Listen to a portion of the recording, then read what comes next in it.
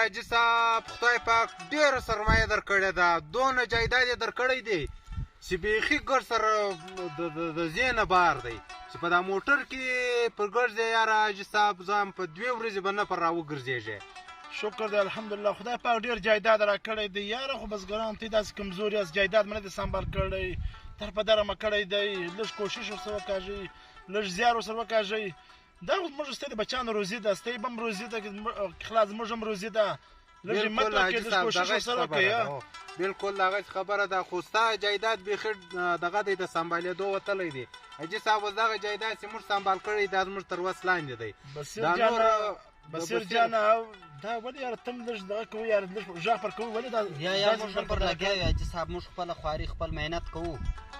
ته داسې وکړه حاجي صاحب، یو څه نور غریبانان هم دغه که هغه به هم یو څه بچیان روزي کې اخلي، هغو ته یې هم ورکړه. دا جایداد زموږ تر وس تېر دی.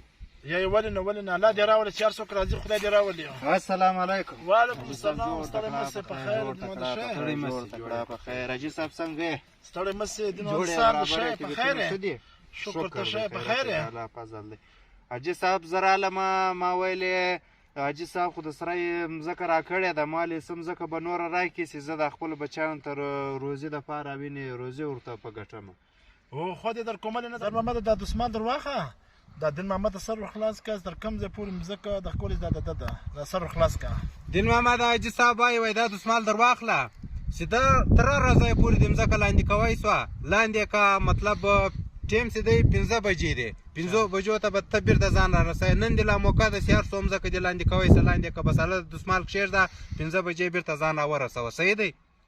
هو انشاءالله. حاجي صاحب دا به ګرده مځکه درځه لاندې کړي. یا مانا مځکه چېرې لاندې کوی مځکه دونه ډېره مځکه ده چې 2 ورځې په 2 شپې باندې نسي دغه کولی، په موټر کې سړی نسي دغه کولی، دی بیا په دا تر 5 بجو به دی څونه لاندې کړي. او یاره خو لسې کړه به لاندې کړي، بالا خو دی هم نسي لاندې کوی، په لسې کړه حاجي صاحب ګر سره خبر لا نه دی یاره. هو تر دا ځای به بس یا نن لا موقع ده ځکه لاندې کړه.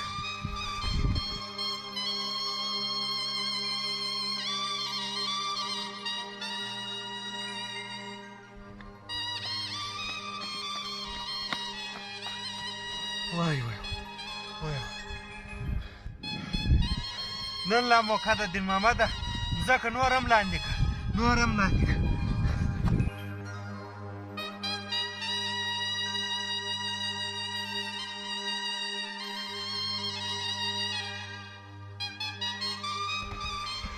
بس تر دا ځایه دا مځکه به ګرده وزمای، بس دا دسمال زه دلته ایږدمه. وی دا خو د ټیم هم ناوخته سوی دی، زه به اوس برته ځان ورسوم، دا خو ډېر ناوخته سو.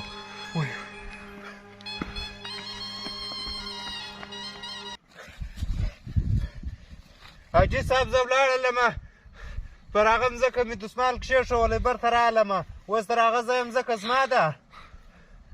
دونه لالچي انسان یې، خو یو یې کړه به د لاندې کوله، 2 یې کړه به د لاندې کوله، دا د 2 ګنټې تر ټیم ته اوښته یې، 10 یې کړه به د لاندې کوله، اوس یې وینچم نه در کوم 2 ګنټې ځنډېدلی ته.